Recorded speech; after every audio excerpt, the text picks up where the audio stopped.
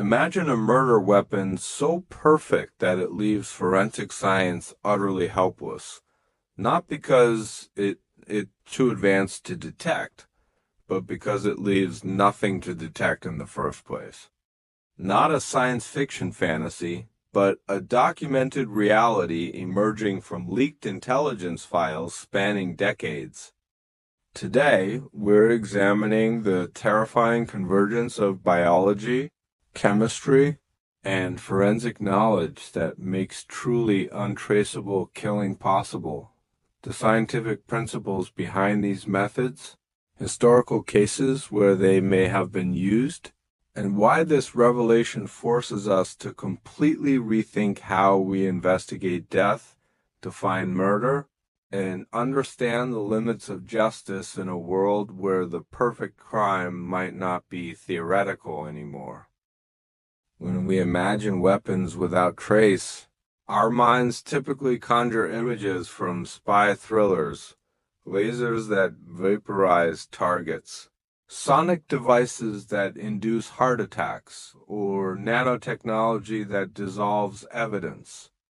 But the documented reality emerging from leaked documents is both more mundane and more disturbing. These aren't fantastical devices with flashy special effects. They're applications of existing scientific principles in ways that bypass conventional forensic detection. The gap between fiction and reality lies not in the technology itself, but in how it's applied and what evidence it leaves behind, or more accurately, doesn't leave behind. What makes these weapons truly frightening isn't their complexity, but their simplicity and the forensic blind spots they exploit. Consider the forensic paradigm that has dominated criminal investigations for over a century. Every contact leaves a trace. This Locard's exchange principle forms the foundation of modern forensic science. But what if a weapon could kill without physical contact in the conventional sense? Or what if the trace it leaves is so common in the environment that it's indistinguishable from background noise? The documented reality from intelligence files reveals weapons that don't introduce foreign substances or leave distinctive marks, but rather manipulate existing biological processes or environmental factors. They're not magic bullets. They're precise applications of biology, chemistry, and physics that work within the body's natural systems, making cause of death appear natural or simply undetectable with standard forensic tools. This distinction between science fiction and reality matters profoundly because it changes how we think about security, investigation, and even the nature of murder itself. Fiction portrays untraceable weapons as rare, expensive, and technologically exotic. Reality, according to documents from multiple intelligence agencies, suggests that some methods require surprisingly accessible knowledge and materials, but specialized understanding of how to apply them without leaving forensic signatures. The barrier isn't technological sophistication, but forensic sophistication understanding not just how to kill, but how to kill in ways that exploit specific gaps in investigative methodology. This turns the conventional wisdom about assassination completely on its head, revealing that the most effective untraceable weapons might be those that look like nothing at all. The first principle behind truly untraceable weapons involves what forensic scientists call signature masking, using methods that produce effects indistinguishable from natural causes. This doesn't mean creating new ways to kill, but applying existing lethal mechanisms in ways that leave no unique forensic signature. For instance, inducing cardiac arrest through precise electrical stimulation that doesn't burn tissue, or triggering cerebral hemorrhage through ultrasound frequencies that leave no physical damage to blood vessels. The scientific principles here involve deep understanding of physiological thresholds and how to cross them without leaving. Evidence of external intervention.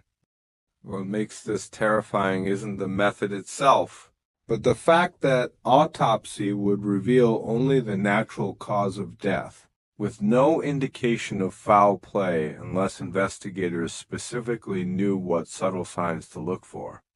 Second is the principle of environmental leveraging, using substances or forces already present in the victim's environment or body as the lethal agent. Documents describe methods involving precise doses of endogenous chemicals, manipulation of pre-existing medical conditions, or acceleration of natural degenerative processes. The weapon isn't introduced from outside. It's the precise triggering of something already present.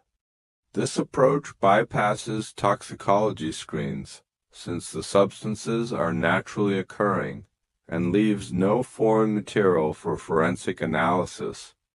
The stealth technology here is knowledge understanding exactly how much of an endogenous substance becomes lethal when combined with specific conditions, or how to push a borderline medical condition into fatal territory without obvious intervention. The third and most conceptually challenging principle is temporal displacement, creating a delay between the weapon's application and its effect, then ensuring the delivery mechanism disappears or becomes untraceable during that interval. This might involve substances with delayed action that metabolize into harmless compounds, or devices that self-destruct or become biologically inert. The impossible forensics challenge here is connecting cause and effect across time when the mechanism no longer exists at the moment of death.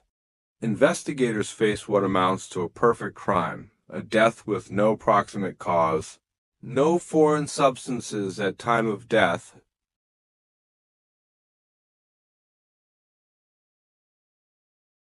These three principles, signature masking, environmental leveraging, and temporal displacement, form the scientific foundation of weapons that can kill while remaining essentially invisible to conventional forensic investigation.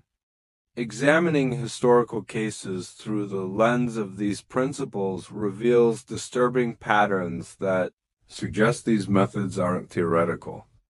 One of the most frequently cited examples involves the mysterious deaths of several microbiologists and infectious disease specialists in the years following World War II. Official causes ranged from heart attacks to accidents, but documents leaked decades later suggested experimentation with aerosolized biological agents that could induce symptoms, mimicking natural cardiac events. The leaked documents indicate these weren't traditional biological weapons causing obvious disease, but precisely calibrated cocktails designed to trigger specific fatal physiological responses while appearing as natural causes. What makes these cases particularly troubling is that even if suspicions existed at the time, forensic science lacked the tools to detect the subtle mechanisms involved. Another category of cases involves what intelligence analysts call clean assassination by natural causes, deaths of political figures, dissidents, or intelligence targets that coincided perfectly with geopolitical events but were attributed to strokes, aneurysms, or sudden organ failure. The Bulgarian dissident Georgy Markov's murder with a ricin-tipped umbrella in 1978 represents a relatively crude version of this approach. More sophisticated methods would have used a substance that metabolized completely or triggered a condition the victim was already predisposed to develop. Documents suggest research into methods that could induce conditions like sudden adult death syndrome or unexplained cardiac arrhythmia conditions that medical examiners might classify as natural despite statistical improbability given the victim's age and health. Perhaps the most revealing cases come from secret operations that were partially exposed through defector testimony or document leaks. These accounts describe not single spectacular devices, but systematic development of multiple approaches tailored to specific scenarios. Methods for inducing fatal allergic reactions in individuals with known sensitivities. Techniques for accelerating cancer progression in targets with pre-existing conditions or delivery systems for neurotoxins that break down into natural amino acids before autopsy.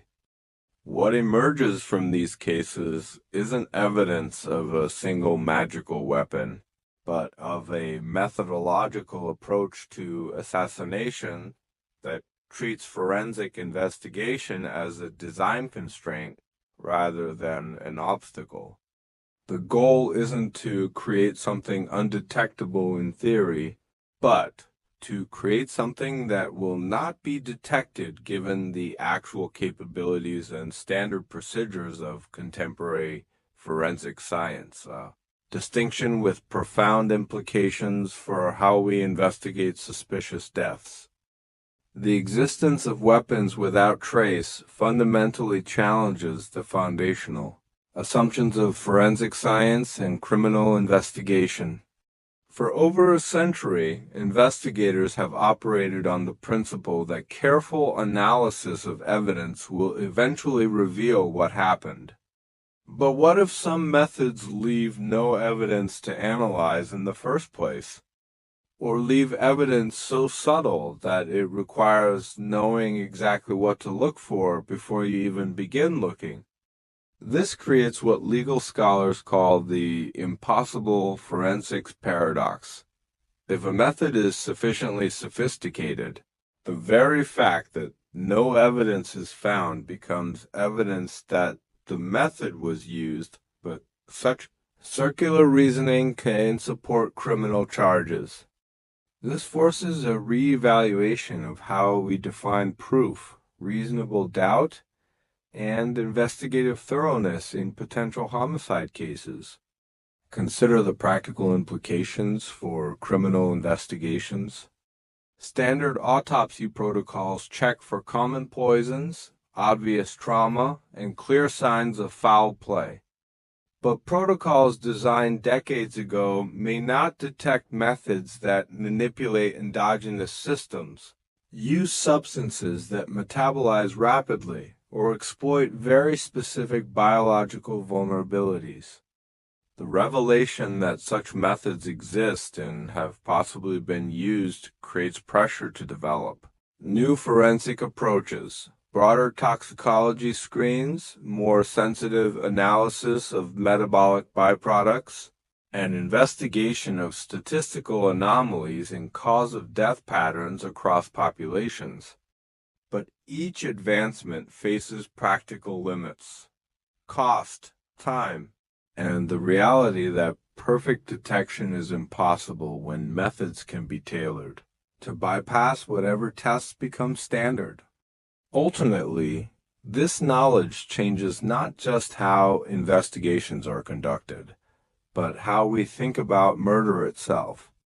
If untraceable weapons exist, even if rare, specialized tools, it means that some homicides may be literally undetectable as homicides. This has chilling implications for justice, deterrence, and security. It suggests that the perfect crime may not be a theoretical concept, but a practical possibility for those with specific knowledge and resources. The leaked documents revealing these methods force us to confront uncomfortable questions. How many natural deaths might not be natural? What statistical anomalies in mortality patterns might warrant investigation? And most disturbingly, how do we maintain faith in investigative systems when we know methods exist that can bypass them completely? These questions don't have easy answers, but asking them is the first step toward developing investigative approaches that account for this unsettling reality. So where does this unsettling knowledge leave us? First, with the realization that forensic science, like all human endeavors, has limits and blind spots that can be deliberately exploited. Second, with understanding that the most dangerous weapons aren't necessarily the most technologically advanced, but the most forensically sophisticated, designed not just to kill, but to kill in ways that disappear into the background noise of natural mortality. And third, with the uncomfortable awareness that some truths about cause and effect might remain permanently beyond our investigative reach, challenging our fundamental assumptions about justice and accountability. Think about the ethical and practical implications of weapons without trace. They represent not just a security threat, but a challenge to the social contract itself. The understanding that harmful acts can be detected and punished. If methods exist that can bypass this fundamental premise, it creates a vulnerability that goes beyond physical security to touch the very foundations of legal systems and social trust. This knowledge forces us to balance investigative vigilance against privacy invasion, statistical analysis against individual rights, and security needs against ethical boundaries in ways we've never had to consider before. If this exploration of impossible forensics and hidden methods has made you think differently about security, investigation, and the nature of evidence itself, if you want to understand more about the hidden realities of forensic science, the ethical dimensions of investigative methods, or how to think about risk in a world where some threats might be literally undetectable, then this understanding is just the beginning. Subscribe and enable notifications to continue examining the boundaries of knowledge, security, and ethics in an increasingly complex world. We're not just discussing weapons. We're exploring the limits of what can be known, proven, and prevented, and what responsibilities come with knowing those limits exist.